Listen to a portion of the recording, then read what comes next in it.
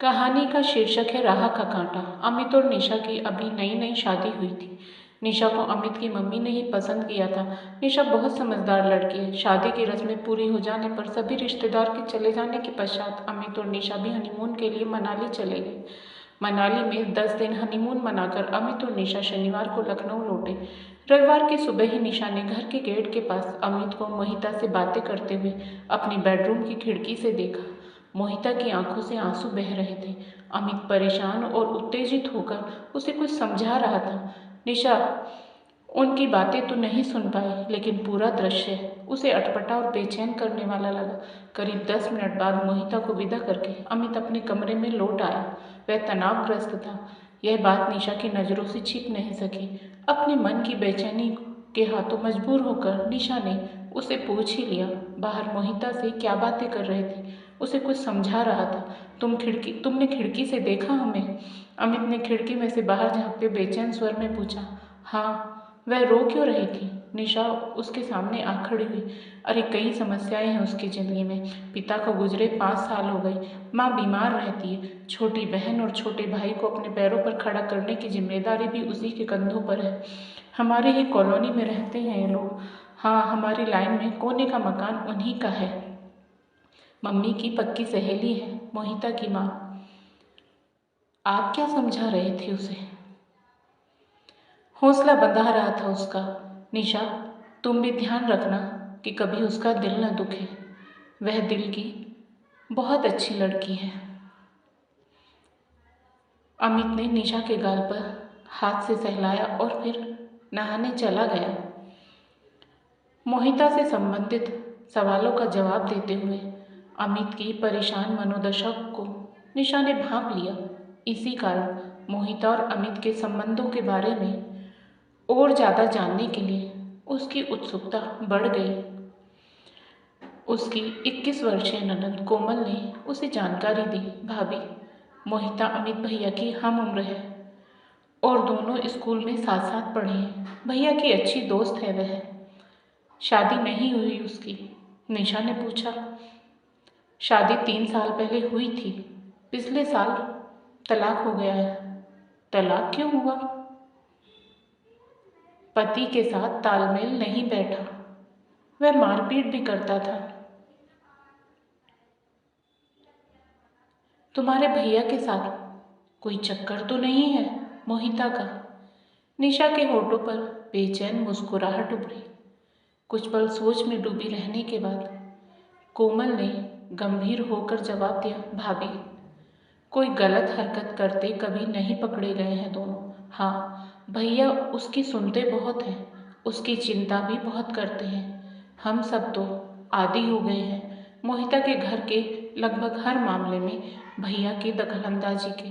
पर आप उसे सहन नहीं कर सकोगी, इसका मुझे एहसास है। मैं वैसे तो बहुत शांत और सहनशील हूँ, पर अपना अहित होता देख चुप भी नहीं बैठती। अगर मोहिता के कारण मेरी विवाहित जिंदगी में कोई समस्या पैदा हुई तो उस कांटे को निकाल फेंकूंगी मैं। निशा का आत्मविश्वास कोमल को मुस्कुराने पर मजबूर कर गया। अमित मोहिता को जरूरत से ज़्यादा महत्व देता है। यह बात कुछ ही दिनों में निशा ने समझ ली। अपने यहाँ या फिर उसके घर जाकर वह लगभग रोज ही उससे मिलता, साथ साथ हंसते बोलते। दोनों खूब प्रसन्न नजर आते। निशा मन ही मन उससे जलने लगी। वह मोहिता के खिलाफ कुछ कह नहीं सकती थी, क्योंकि उनके व्यवहार में शिकायत का कोई कारण उसे नहीं मिला। अपने पति को वह मोहिता के साथ बांटने को तैयार नहीं थी। उसकी अमित से निकटता निशा को चिंतित और तनावग्रस्त रखती। वह इस चिंता और तनाव से मुक्ति चाहती थी, इसलिए अमित को मोहिता के प्रभाव से मुक्त करना उसे जरूरी लगने लगा। एक दिन अमित के ऑफिस जाने के बाद निशा ने अपना दिल ननद कोमल और सास जानकी के सामने खोलकर रख दिया। उसकी आंखों से बहते आंसुओं को देखकर वे दोनों भी दुखी हो उठी। निशा के सिर पर स्नेह भरा हाथ रखकर जानकी ने उसे समझाया, बहू, तेरे आने के बाद भी मोहिता का अमित से इस तरह मिलना जुलना मेरी आंखों में भी चुभने लगा है। पर अगर मैं मोहिता को डांटूं तो यह बात अमित को पता लगेगी और वह बहुत गुस्सा होगा। इसलिए इस समस्या को हल करने के लिए हमें समझदारी से काम लेना होगा। मैंने इस बारे में कुछ सोचा है मम्मी। आप दोनों मेरी मदद करने का वादा करें तो वह समस्या जल्दी हल हो जाएगी। अपने आंसू पोंछते हुए निशा बोली, मोहिता से कहीं ज़्यादा तुम हमारे दिलों के करीब हो बहू। हर कदम पर हम तुम्हारे साथ हैं, जानकी ने आत्मीयता से कहा। सास की तरफ से ऐसा आश्वासन पाकर निशा मुस्कुरा उठी। फिर काफ़ी देर तक निशा ने उन्हें अपनी योजना समझाई। उसी दिन से योजना पर अमल करने का फैसला करके तीनों वहाँ से उठी। उस शाम अमित के ऑफिस से लौटने के कुछ देर पहले मोहिता उनके घर आई। वे तीनों ही उससे बड़े प्यार व अपनेपन से मिली, लेकिन उनके व्यवहार में एक अंतर जरूर साफ झलक रहा था। वे मोहिता की बातों के जवाब में ज़्यादा कुछ कह नहीं रही थी। एक दो शब्दों में उसकी बात का जवाब देकर मुस्कुराने लगती। अपनी तरफ से उनका वार्तालाप में हिस्सा लेना बंद था। कभी कभी मोहिता बोल रही होती तो तीनों में कोई सिर झुकाकर अपनी उंगलियों से खेलने लगती, तो कोई छोटा मोटा काम करने में मगन हो जाती। बीच बीच में मुस्कुराकर उनका उसकी तरफ देखना जरूर जारी रहता। निशा चाय बनाने उठी तो कोमल ने कहा, भाभी, मुझे एसिडिटी हो रही है, मैं चाय नहीं पीऊँगी। जानकी ने थोड़ी देर पहले ही चाय पीने का कारण बताकर अपने लिए चाय बनाने को मना कर दिया। निशा कुछ देर बाद लौटी तो ट्रे में एक ही कप रखा था। तुमने अपने लिए चाय क्यों नहीं बनाई? मोहिता ने शिकायत की। दीदी, दिल नहीं कर रहा है, आप लीजिए ना। निशा ने बड़े अपनेपन से कप उसकी तरफ बढ़ाया। इस तरह अकेले चाय पीना मुझे अच्छा नहीं लगता। मोहिता का मूड उखड़ गया। आज अकेले पी लो, अगली बार हम सब साथ देंगे, जानकी ने उसे आश्वस्त किया। मोहिता अमित के आने तक उन तीनों से बोर होने लगी थी। फिर जब अमित आ गया तो उसके साथ साथ वे तीनों भी चहकने लगी। उस समय के उनके व्यवहार को देखकर कोई नहीं कह सकता था कि अमित की अनुपस्थिति में उनके मुंह से पूरा वाक्य भी कठिनाई से ही निकल रहा था।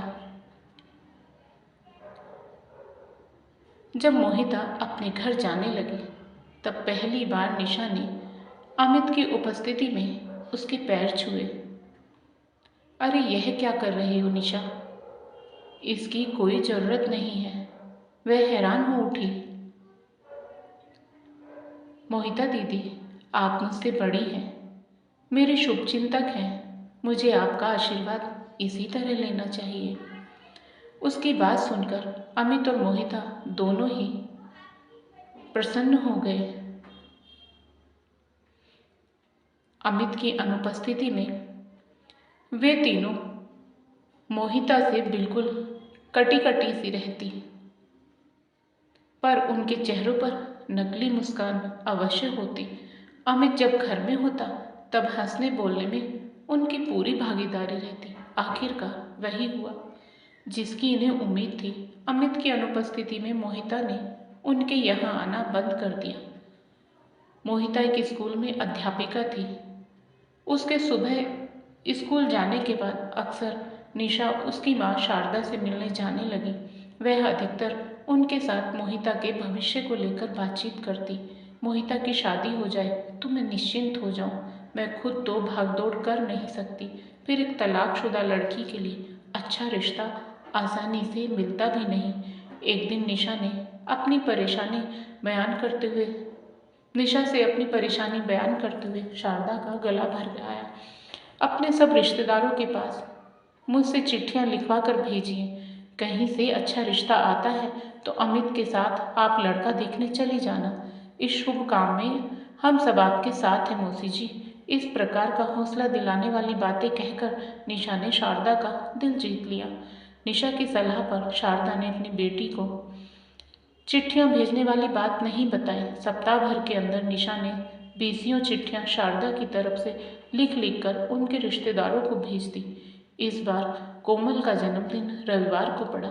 गांधी पार्क में जाकर पिकनिक मनाने का कार्यक्रम जब एक दिन पहले तय किया गया तब मोहिता भी उपस्थित थी।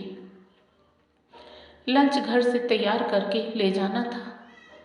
पहले ऐसे मौक़ों पर मोहिता रसोई के कामों में बढ़ चढ़कर हिस्सा लेती आई थी, लेकिन उस दिन उसे कुछ काम नहीं करने दिया गया। मोहिता बेटी, तू आराम से ड्राइंग रूम में बैठ, बहू कर लेगी सारा काम। जानकी हाथ पकड़कर उसे रसोई से बाहर ले जाने लगी। दीदी, आपके हाथों के बने आलू गोभी के पराठे खूब खाए हैं हमने। अब सिर्फ निशा भाभी के हाथों के बने पराठों का स्वाद चखेंगे हम तो। कोमल की आवाज में जिद के भाव उभरे। दीदी, एक तो जिसका जन्मदिन है हमें उसकी इच्छा माननी ही पड़ेगी। दूसरे, आप हमारी मेहमान हैं, आपको रसोई के कामों में लगाना गलत होगा। निशा ने बड़े आदर से अपनी बात कही। यह तो तुम गलत कह रही हो निशा। मोहिता नाराज सी नजर आई। फिर उसने घूमकर जानकी से बड़े अपनेपन से पूछा, मौसी जी, मैं आपके घर में मेहमान हूँ या यह घर मेरा भी है? घर तो तेरा वह होगा बेटी जहाँ तेरी शादी होगी। हम तो चाहते हैं वह दिन जल्दी आए जब तेरी गृहस्थी फिर से बसे। मेरे और मोहिता के लिए चाय भिजवा दे बहू। निशा को आदेश देकर जानकी मोहिता के साथ रसोई से बाहर निकल गई। किसी के प्रभुत्व को कम करने का एक तरीका यह भी है कि उसे कोई जिम्मेदारी ही न सौंपी जाए। उस दिन मोहिता ने अपने को बड़ा अलग थलग सा महसूस किया। वह किसी पर नाराजगी भी नहीं जता सकी क्योंकि सतही तौर पर सबका व्यवहार उसके साथ बिल्कुल ठीक था, लेकिन अपने को बेचैन और बुझा बुझा सा महसूस करती रही। वह अमित से हंसना बोलना भी उसका मूड सुधार नहीं सका। पार्क पहुंचने के बाद भी स्थिति नहीं बदली। मोहिता ने उन तीनों के साथ हंसने बोलने की कोशिश की, लेकिन बदले में उनकी बेजान सी मुस्कुराहटों के अलावा उसके हिस्से में कुछ नहीं आया। कोमल ने निशा के साथ कुछ देर बैडमिंटन खेला। जब मोहिता ने कोमल के साथ खेलने की इच्छा प्रकट की तो उसने टका सा जवाब दिया, मैं थक गई हूँ दीदी, आप भाभी के साथ खेलो। मुझे तो बड़े जोर की भूख लगी है। अब खेलना कूदना पेट पूजा के बाद होगा। निशा का यह जवाब सुनकर मोहिता का मुंह सूजना शुरू हो गया। पास बैठे अमित ने अपनी पत्नी और बहन को गुस्से से घूरा, फिर मोहिता का हाथ पकड़कर उसे उठाते हुए बोला, ये दोनों बेकार खिलाड़ी हैं, तुम मेरे साथ खेलो। वे दोनों बैडमिंटन खेलने लगे। निशा चाय नाश्ते की तैयारी में जुट गई। कुछ देर बाद जानकी ने आवाज देकर उन्हें बुलाया। उनके बैठ जाने के बाद कोमल ने अपने भैया को चाय का कप पकड़ाया और फिर खुद नाश्ते का आनंद लेने लगी। मुझे भी चाय दो, खुद को अपमानित सा महसूस करती हुई मोहिता झल्ला उठी। कोमल ने थर्मस और एक प्लास्टिक का कप उसके सामने बड़ी लापरवाही से रख दिया। सबको चाय कप में डालकर तुमने ही दी है, मुझसे क्या दुश्मनी है तुम्हारी? मोहिता का गुस्सा भड़क उठा। दुश्मन वाली क्या बात है इसमें? मैं नहीं डाल रही हूँ तो आप खुद डाल लो। कोमल ने अपनी आवाज की मिठास या मुस्कान नहीं खोई। कोमल, अमित ने अपनी बहन को गुस्से से घूरा। तुम्हारी गलत हरकतें मैं बहुत देर से नोट कर रहा हूँ। तुम मोहिता से ठीक ढंग से पेश क्यों नहीं आ रही हो? मैंने क्या गलत व्यवहार किया आपके साथ दीदी? माथे पर बल डालकर कोमल ने मोहिता से पूछा तो अमित का गुस्सा और बढ़ गया। मेरी जानकारी में है तुम सबकी गलत हरकतें। तुम सब मोहिता के साथ बदतमीजी से पेश आ रही हो।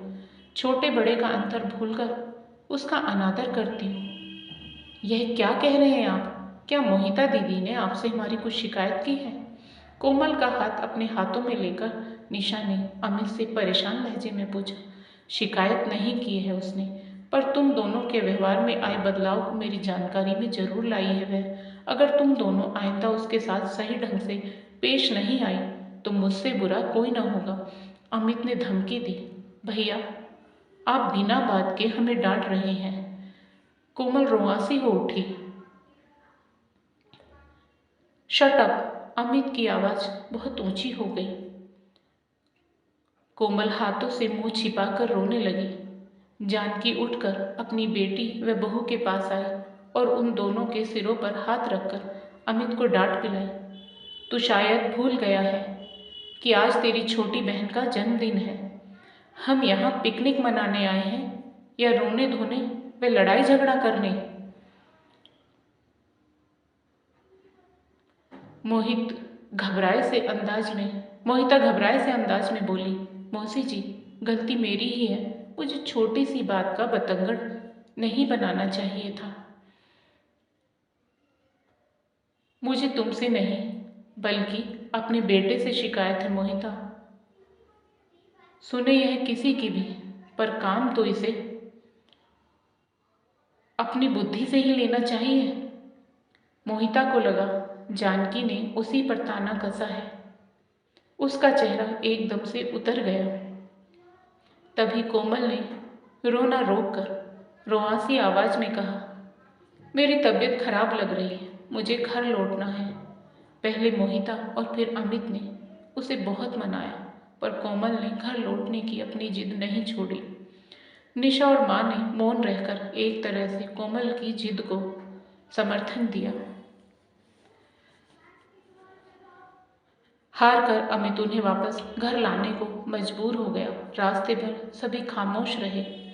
उस दिन मोहिता को साफ तौर पर यह महसूस हो गया कि कोमल, निशा और जानकी एक होकर उसका विरोध कर रही हैं और उनके घर में उसका स्वागत होना बंद हो चुका है। मोहिता ने अमित के घर आना बंद कर दिया। अमित ने समझाया तो बोली, बिना कारण तुम्हारे घर वालों ने मेरा अपमान करना शुरू कर दिया। तुम मुझसे मिलने मेरे घर आया करो। जब तक कोमल और निशा मुझसे माफ़ी नहीं मांगती, मैं तुम्हारे यहाँ नहीं आऊँगी। अमित ने यह बात कोमल और निशा को बताई तो उन्होंने माफ़ी मांगने से साफ इनकार कर दिया। जानकी ने उनका पक्ष लेते हुए अमित को डांटा। आज तक कोमल और बहू ने एक भी अपशब्द मोहिता से नहीं कहा है। उसे अपमानित करने वाली एक भी घटना अगर वो बता दे तो उसके पैरों पर नाक रगड़ लेंगी ये दोनों। अपने अहम की संतुष्टि के लिए वह अगर इनसे माफ़ी मंगवाना चाहती है तो यह नहीं होगा। अपने को अपमानित करने वाली कोई घटना मोहिता बता नहीं सकी। अमित अपनी पत्नी और बहन पर माफ़ी मांगने के लिए कोई दबाव तो नहीं डाल सका, पर उनसे नाराज होकर चुपचाप सा जरूर रहने लगा। कुछ दिनों बाद निशा ने जानकी जी से मोहिता की माँ से मिलने जाने की इजाज़त मांगी तो उन्होंने चौंक कर पूछा, उसका आना जाना हमारे यहाँ बंद हो चुका है, फिर किस लिए मोहिता के घर वालों से संबंध रखना चाहती हो? मम्मी, वह कांटा तो फिलहाल निकाल फेंका है हमने, पर उसका जख्म अभी भी टीस रहा है। मैं नहीं चाहती कि घाव और फैले और हम सबको दुखी करता रहे। इस समस्या को स्थायी रूप से हल करने के लिए मैं मौसी जी से मिलने जाती रहूँगी। मोहिता की माँ उसे घर आया देखकर खुश होकर बोली, कई दिनों से तेरा इंतजार कर रही थी मैं। तूने जो चिट्ठियाँ लिखी थी उनके जवाब में मोहिता के लिए 2 रिश्ते आए हैं। यह सुनकर निशा को खुशी हुई क्योंकि कुछ ऐसा ही समाचार सुनने की कामना लेकर वह उनसे मिलने आई थी। काफी देर तक वे दोनों उन लड़कों के बारे में चर्चा करती रही जिनके रिश्ते आए थे। आपने मोहिता दीदी को इन लड़कों के बारे में बताया? निशा ने बड़े गौर से शारदा के चेहरे की तरफ देखते हुए पूछा। शारदा उदास होकर बोली, बताया तो था, पर उसने जरा भी दिलचस्पी नहीं दिखाई। आजकल न जाने क्यों बहुत चिड़ी चिड़ी और उखड़ी उखड़ी सी नजर आती है मोहिता।